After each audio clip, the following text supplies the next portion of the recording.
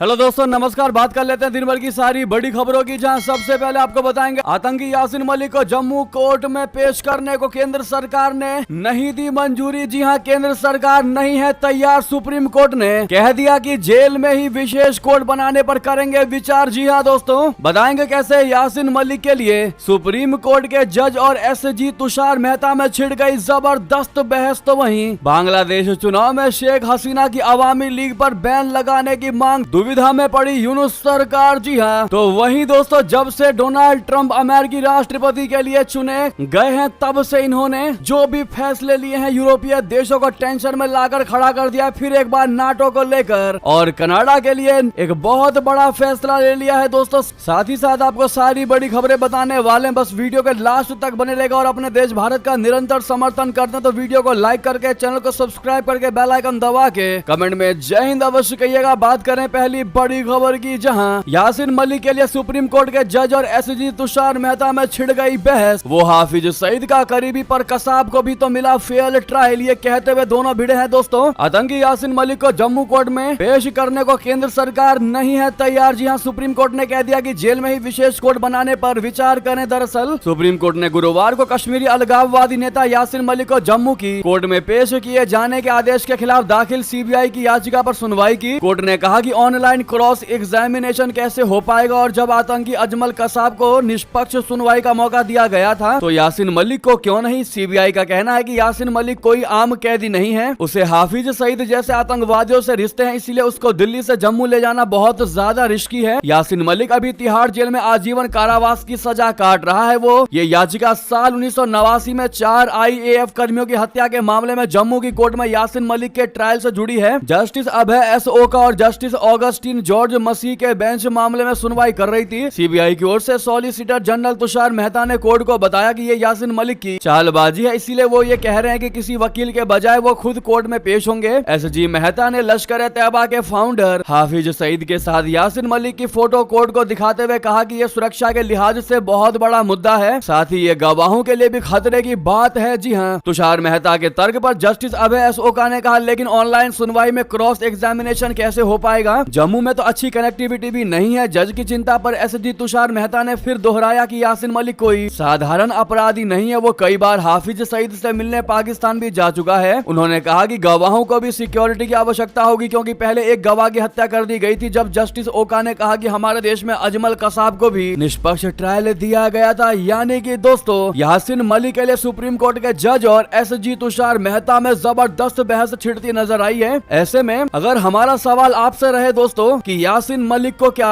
सुनवाई के लिए जम्मू कोर्ट में केंद्र सरकार को लेकर जाना चाहिए या फिर तुषार मेहता का कहना बिल्कुल सही है, तो अपनी राय देना बिल्कुल मत भूलिएगा दोस्तों। वाकई में यासीन मलिक कोई छोटा मोटा अपराधी तो नहीं है, ये बात भी बिल्कुल सही है। देखते हैं आपकी क्या राय है दोस्तों। साथ ही साथ अगली खबर बता दें, बांग्लादेश चुनाव में शेख हसीना की अवामी लीग पर बैन लगाने की मांग, दुविधा में पड़ी यूनुस सरकार। बता दें कैसे मोहम्मद यूनुस की चाल हो रही है नाकाम। शेख हसीना की पार्टी को मिल रहा है कट्टर विरोधी खालिदा जिया का साथ। क्या है इसके मायने? दरअसल बांग्लादेश में मोहम्मद यूनुस के नेतृत्व वाली अंतरिम सरकार सबसे बड़ी राजनीतिक दुविधा में फंसी हुई है। बांग्लादेश में चुनाव कराने की मांग के साथ ही अंतरिम सरकार पर शेख हसीना की पार्टी अवामी लीग को राजनीति और चुनाव में प्रतिबंधित करने का दबाव है। जुलाई अगस्त में हसीना विरोधी आंदोलन का नेतृत्व करने वाला छात्र नेतृत्व अवामी लीग की राजनीतिक क्षेत्र से बाहर करने की वकालत कर रहा है, लेकिन देश का दूसरा प्रमुख दल बीएनपी और उसके सहयोगी इस तरह के प्रतिबंध का विरोध कर रहे हैं। दोस्तों, शेख हसीना की कट्टर विरोधी खालिदा जिया की बांग्लादेश नेशनलिस्ट पार्टी बोले तो बीएनपी ने आश्चर्यजनक रूप से अवामी लीग पर प्रतिबंध का विरोध किया है और राजनीतिक समावेश की बात कही है। बांग्लादेश के राजनीतिक मंच से अवामी लीग की अनुपस्थिति के बाद बीएनपी ही अब देश की सबसे बड़ी पार्टी है। बीएनपी और उसके सहयोगी जल्द चुनाव की मांग कर रहे हैं। बीएनपी ने तर्क दिया है कि चुनाव से पहले राजनीतिक सुधार पूरे होने चाहिए और राजनीति में अवामी लीग की वैधता पर ध्यान दिया जाना चाहिए। जी हाँ दोस्तों, बांग्लादेश की जो करंट की अभी सरकार है, अंतरिम सरकार मोहम्मद यूनुस की सरकार, वो ये सोच में बैठी हुई है कि किसी भी प्रकार से चुनाव टाल दिया जाए, चुनाव ना हो, और जब तक चुनाव नहीं होगा तब तक उसकी सरकार बनी रहेगी और वही अंतरिम प्रधानमंत्री बने रहेंगे। यानी कि मोहम्मद यूनुस ये बिल्कुल भी नहीं चाहते कि बांग्लादेश में नई सरकार का गठन हो और वो अपने पद से हट जाएं। ऐसे में वो इस पद का पूरे तरीके से यूटिलाइजेशन करना चाहते हैं। लेकिन दोस्तों, एक पल एक सेकंड भी अगर वो सीट पर बने रहते हैं तो भारत के लिए तो ये बहुत जहरीला होने वाला है। मोहम्मद मोहम्मद यूनुस, क्योंकि उनका एक एक कदम भारत विरोधी दिखाई दे रहा है और ऐसे में उनके रहते भारत के साथ तो रिश्ते कतई भी अच्छे नहीं हो सकते। उल्टा बांग्लादेश ने जो अब तक विकास किया था वो भी गर्त में चला जाएगा। साथ ही साथ अगली बड़ी खबर बता दें, ट्रंप ने नाटो और कनाडा के लिए नए अमेरिकी राजदूत का कर दिया ऐलान। टेंशन में यूरोपीय यूनियन और ट्रूडो सरकार। जी हां, अमेरिका के नवनिर्वाचित राष्ट्रपति डोनाल्ड ट्रंप ने अपने कैबिनेट मंत्रियों का नाम तय करने के बाद अब अहम देशों में अमेरिकी राजदूत का नाम भी फाइनल कर रहे हैं। इस बीच उन्होंने बुधवार को उत्तरी अटलांटिक संधि संगठन बोले तो नाटो में अमेरिकी राजदूत के लिए कार्यवाहक अटॉर्नी जनरल मैथ्यू जी वीटेकर के नाम का ऐलान कर दिया। इसके बाद कनाडा के लिए पूर्व सांसद पीट होकेस्ट्रा को नामित किया। इन नामों के ऐलान से यूरोपीय यूनियन और कनाडा के प्रधानमंत्री जस्टिन ट्रूडो का तनाव बढ़ने लगा है। ये दोनों ही नाम ट्रंप के बेहद करीबियों में हैं। ऐसे में ऐसे नामों को ट्रंप के द्वारा चुना जा रहा है, यानी ट्रंप ऐसे नामों को चुन रहे जो उनके लिए वफादारी निभा सकते हैं। इसके लिए यूरोपीय यूनियन और कनाडा को टेंशन होना लाजमी है। इससे पहले ट्रंप ने इजराइल के राजदूत का नाम भी फाइनल किया था। वहीं बता दें, ड्रैगन के आगे झुक गया पाकिस्तान। सेना की लाख ना कहने के बावजूद आखिर मान ही गए शहबाज शरीफ। चीन ने चली ईस्ट इंडिया कंपनी वाली चाल। बता दें, पाकिस्तान में चीनी नागरिकों की संख्या 30,000 से भी ज्यादा है और सभी पर आतंकी खतरा हमेशा बना रहता है। ज्यादातर चीनी नागरिक वहां पर जारी शी जिनपिंग के महत्वाकांक्षी प्रोजेक्ट CPEC में काम कर रहे हैं। 2015 से शुरू हुए इस प्रोजेक्ट पर काम करने वाले चीनी नागरिकों पर हमले बढ़ गए हैं। बलोच विद्रोही तो ऐसे हाथ धोकर उनके पीछे पड़ गए हैं कि चीनी सरकार के माथे पर पसीना आ गया है। पाकिस्तान जिसमें सुरक्षा का जिम्मा उठाया वो चीनी नागरिकों को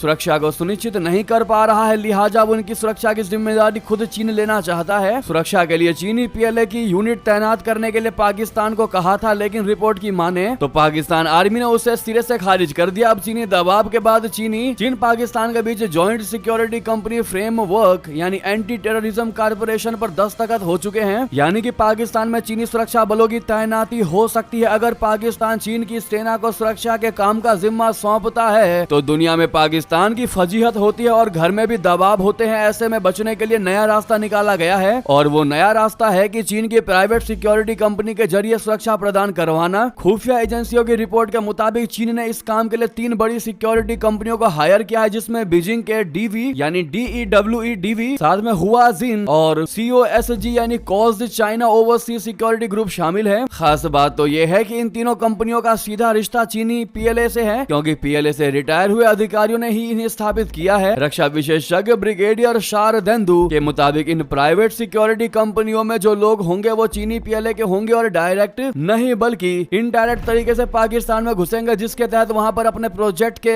और लोगों को सुरक्षा को अंजाम देंगे। जी हाँ दोस्तों, पाकिस्तान अपने आप को सुरक्षा के मामले में पाकिस्तान अपने आप को डिफेंस के मामले में सबसे बड़ा दाता मानने की कोशिश करता है, लेकिन उनसे अपने ही देश की सुरक्षा नहीं हो पा रही तो वो दूसरे देश को क्या ही सुरक्षा देगा। लेकिन इससे एक चीज तो है कि पाकिस्तान की सारी चालबाजी और सारी हेकड़ी निकलकर सबके सामने आ रही है। सबसे बड़ा खुलासा ये हो रहा है कि पाकिस्तान का डिफेंस सिस्टम वाकई में जीरो है, जीरो। बड़े बड़े कमांडोज, बड़े बड़े एजेंसी होने के बावजूद भी पाकिस्तान इतना नहीं कर सकता कि वो चीनी नागरिकों को सुरक्षा दे सके, तो वो क्या ही भारत पर हमला करेगा और वो क्या ही भारत से जंग जीतेगा। ये अंदाजा इसी बात से लगाया जा सकता है। दोस्तों, इस पर आपकी जो भी राय हो, अगर आप भी मानते हैं कि भारत के सामने अब पाकिस्तान कुछ भी नहीं, तो सामने लाइक का बटन है। जिन्होंने भी अभी तक लाइक नहीं किया है तो कृपया लाइक कर दीजिएगा। आपके लिए 1 सेकंड का भी काम नहीं है, लेकिन हमें सपोर्ट मिल जाएगा। साथ ही साथ अगली खबर बता दें, सऊदी अरब की वार्निंग, अब पाकिस्तान को अपने हजारों भिखारियों को लेकर लेना पड़ा एक्शन। दोस्तों, सऊदी अरब ने पाकिस्तान को लगाई ऐसी फटकार की शहबाज सरकार बोलने लगी सॉरी, कह दिया अब आगे से ऐसा नहीं होगा महाराज। जी हाँ, पाकिस्तानी भिखारी खाड़ी देश सऊदी अरब में भीख मांग कर वैश्विक स्तर पर अपने देश की फजीहत करते रहे हैं। इसको लेकर सऊदी अरबिया की सरकार ने बार बार पाकिस्तान से शिकायत की है और चेतावनी भी दी है। अब पाकिस्तान ने भिखारियों को लेकर उठाए गए अपने कदम के बारे में सऊदी अरब को जानकारी दी। बुधवार को पाकिस्तान ने कहा कि भिखारियों को सऊदी भेजने वाले माफिया के खिलाफ बड़ी कार्रवाई की है। पाकिस्तान के गृह मंत्री मोहसिन रजा नकवी ने बुधवार को सऊदी अरब के डिप्टी गृह मंत्री doctor Nasir bin Abdulaziz Al Dawood से मुलाकात की और भिखारियों पर पाकिस्तानी सरकार की कार्रवाई की जानकारी दी। पाकिस्तानी गृह मंत्री ने सऊदी मंत्री को बताया कि करीब 4300 भिखारियों ने नेम एग्जिट कंट्रोल लिस्ट यानी ECL में डाल दिए हैं, यानी कि ये भिखारी देश छोड़कर कहीं और नहीं जा सकते। उन्होंने कहा कि पाकिस्तान सऊदी अरब जाने वाले भिखारियों को लेकर जीरो टॉलरेंस की नीति अपना रहा है। पाकिस्तानी मंत्री नकवी ने कहा कि पाकिस्तान में भिखारी माफिया पर कड़ी कार्रवाई की जा रही है। सितंबर 2023 में अधिकारियों ने कहा था कि पाकिस्तानी भिखारी जिया जियारत यानी तीर्थ यात्रा के बहाने इराक और सऊदी अरब जैसे देशों की यात्रा करते हैं और फिर भीख मांगने का काम में लग जाते हैं। आधिकारिक आंकड़ों के अनुसार संयुक्त अरब अमीरात, सऊदी अरब, कतर और कुवैत में गिरफ्तार किए गए भिखारियों में से 90% पाकिस्तानी नागरिक हैं। अधिकारियों ने बताया कि लगभग 20 लाख पाकिस्तानी सऊदी अरब में रहते हैं और हर साल 4 लाख लोग वहां आते हैं। सऊदी अधिकारियों ने पाकिस्तान से कहा भी था कि वो भिखारियों और बीमार लोगों को उसके देश में ना भेजें। इसी साल 200 सितंबर के आखिर में सऊदी अरब ने भिखारियों को लेकर पाकिस्तान को चेतावनी दी थी और कहा था कि पाकिस्तान भिखारियों पर शिकंजा कसे और अगर ऐसा नहीं किया जाता है तो पाबंदियां लगाई जा सकती हैं। वैसे में सऊदी, यूएई, इन बड़े बड़े मुस्लिम देशों को क्या मालूम ये गलती इन पाकिस्तानी लोगों की नहीं बल्कि पाकिस्तान के हुक्मरानों की है, जिन्होंने सिर्फ देश का पैसा अपने जेब में भरा है और पाकिस्तान को भिखारी कंट्री बना दिया है। आज उसका नाम पाकिस्तान से बदलकर आतंकिस्तान के साथ साथ भिखारिस्तान भी हो चुका है और आतंकिस्तान की जनता देख भी रही है कि पाकिस्तान का क्या हाल हो चुका है इन सरकारों के द्वारा। उसके बावजूद भी इन्होंने आंखें बंद रखी हुई हैं। तो आप कह सकते हैं कि हर एक व्यक्ति जो पाकिस्तान का है वो बराबर का हकदार है, यानी पाकिस्तान की जनता अपना हक नहीं मांग सकती और पाकिस्तान के हुक्मरान उनके हक को खाने में एक्सपर्ट बन चुके हैं। साथ ही साथ अगली खबर बता दें, इंडोनेशिया के राष्ट्रपति ने की जयशंकर जी की तारीफ। तो पाकिस्तानी एक्सपर्ट ने कहा हमारे विदेश मंत्री तो सिसक कर गुजर रहे हैं। जी हाँ, ब्राजील में G20 देशों के सम्मेलन में विदेश मंत्री जयशंकर ने इंडोनेशिया के राष्ट्रपति HE प्रभावो सुबियांतो से जैसे ही मिलने के लिए हाथ बढ़ाया और अपना परिचय दिया तो उन्होंने कहा कि मैं आपको जानता हूं। इंडोनेशियाई राष्ट्रपति की ये बात सुनकर जयशंकर जी बेहद ही ज्यादा खुश हो गए। प्रभावो सुबियांतो के इस रुख पर पाकिस्तानी एक्सपर्ट कमर चीमा ने जयशंकर के काम की तारीफ की और कहा कि ये बहुत बड़ी बात है कि किसी देश के राष्ट्रपति आपसे ऐसी बातें कहें। उन्होंने पाकिस्तान के विदेश मंत्री के हाल पर चिंता जताई और कहा कि उनके दिन सिसक कर गुजर रहे हैं। जी हाँ, तो वहीं आपको बता दें, पहले मिसाइल अब लैंडमाइन देगा अमेरिका। क्या जाते जाते यूक्रेन में और जंग भड़का देंगे बाइडेन। दरअसल रशिया और यूक्रेन युद्ध को 1000 दिन पूरे हो चुके हैं, लेकिन इस बीच न्यूक्लियर अटैक का खतरा भी मंडराने लगा है। अमेरिकी राष्ट्रपति बाइडेन के एक फैसले से भड़के रूसी राष्ट्रपति पुतिन भड़के हुए हैं। पुतिन का आरोप है कि अमेरिका उन्हें भड़काने के लिए यूक्रेन को हर हथियार देने पर तुला है। युद्ध की वजह से यूक्रेन तबाह हो चुका है, लेकिन फिर भी अमेरिका और सहयोगी देश उसे रशिया के खिलाफ लगातार लड़ने के लिए सैन्य साजो सामान दे रहे हैं। बाइडेन को तकरीबन 60 दिन व्हाइट हाउस में और रहना है, लेकिन वो यूक्रेन युद्ध को भड़काने के लिए एक के बाद एक कदम उठा रहे हैं। अमेरिकी रक्षा मंत्री का कहना है कि बाइडेन सरकार यूक्रेन को रशिया के साथ युद्ध में एंटी पर्सनल लैंड माइन्स के इस्तेमाल की अनुमति देगी। जी हाँ, तो वहीं अमेरिका और नाटो देशों को यूक्रेन ने खरी खोटी सुनाई, कह दिया है कि हम तो 1000 दिन से झेल रहे हैं और आप एक दिन में ही डर गए। जी हाँ, जैसा कि हमने आपको बताया दोस्तों पहले भी कि अमेरिका और इटली, स्पेन, हंगरी जैसे यूरोपीय देशों ने यूक्रेन की राजधानी कीव में अपने एम्बेसीज, दूतावासों को बंद कर दिया है। अमेरिका का कहना है कि रशिया की ओर से कीव में भीषण हमला हो सकता है, ऐसे में सुरक्षा के लिहाज से दूतावास को बंद किया गया है। जिस पर यूक्रेन के विदेश मंत्रालय ने बयान जारी करते हुए कहा कि हम आपको याद दिला दें कि हम बीते 1000 दिनों से हर रोज हमलावर की तरफ से भीषण अटैक का खतरा और डर को झेल रहे हैं, लेकिन आप एक दिन में ही हमले की फर्जी खबर के आधार पर दूतावास को बंद करवा के निकल रहे हैं। बहुत ही शर्मनाक बात है ये। साथ ही साथ बता दें, पाकिस्तान के खैबर पख्तूनख्वा में भीषण हमला, आतंकियों ने 39 लोगों को गोलियों से भून डाला, जिसके बाद मच गया कोहराम। बता दे, पाकिस्तान के खैबर पख्तूनख्वा यानी KP जिले के कुर्रम में भीषण आतंकवादी हमला हुआ है। आतंकवादियों ने कुर्रम के ओचट इलाके में कई यात्री वाहन पर गोलीबारी की, जिसमें अब तक 39 लोगों के मारे जाने की खबर है। मृतकों की संख्या की ऑफिशियल वेरिफिकेशन नहीं हुई है, आधिकारिक पुष्टि नहीं हुई है, लेकिन खोरसान डायरी की रिपोर्ट में बताया गया है कि इन हमलों में 14 यात्री गंभीर रूप से घायल हैं। इसमें मरने वालों की तादाद और ज्यादा बढ़ सकती है। मरने वालों में महिलाएं और बच्चे शामिल हैं। मौके पर पहुंची पुलिस और सेना ने रास्ते को खाली करा लिया है और राहत बचाव कार्य जारी है। तो वहीं आपको बता दें, अखिलेश यादव का है दावा, कहा उत्तर प्रदेश उपचुनाव में सभी 9 की 9 सीटें जीत सकती है समाजवादी पार्टी। बीजेपी पर वोट लूटने का लगा दिया गंभीर आरोप। जी हां, अखिलेश यादव की बौखलाहट साफ साफ दिखाई दे रही है दोस्तों। समाजवादी पार्टी के मुखिया अखिलेश यादव ने दावा कर दिया है कि उत्तर प्रदेश उपचुनाव में समाजवादी पार्टी सभी 9 की 9 सीटें जीत सकती है। उन्होंने सत्ताधारी भारतीय जनता पार्टी पर प्रशासन का दुरुपयोग का आरोप लगाया। अखिलेश यादव ने कहा कि भारतीय जनता पार्टी को घबराहट थी कि 9 की 9 सीटें हार रहे हैं, उसी का परिणाम है कि उन्होंने वोट को लूटा, दबाव बनाया और प्रशासन को लगा दिया। दोस्तों, एग्जिट पोल में क्लियरली तरीके से 9 में से 6 सीटें भारतीय जनता पार्टी जीती नजर आ रही है। ऐसे में कि एग्जिट पोल के बाद भड़कते नजर आए हैं अखिलेश यादव। उनके बौखलाहट पर आपकी क्या राय है दोस्तों, बताना मत भूलिएगा। और आपके हिसाब से कौन होगा उपचुनाव का विनर। साथ ही साथ ये भी की सारी बड़ी खबर, आपको खबर कैसी लगी बताना बिल्कुल मत भूलिएगा। वीडियो को लाइक करके, चैनल को सब्सक्राइब करके, बेल आइकन दबा के कमेंट में जय हिंद अवश्य कह दीजिएगा। मिलता अगली बड़ी खबर में दोस्तों, लेकिन वीडियो को शेयर कर दीजिएगा दोस्तों में, भाइयों में, साथियों साथियों में, रिश्तेदारों में, व्हाट्सएप, फेसबुक और एक्स के माध्यम से। मिलता अगली खबर में। जय हिंद, जय भारत, बहुत बहुत धन्यवाद।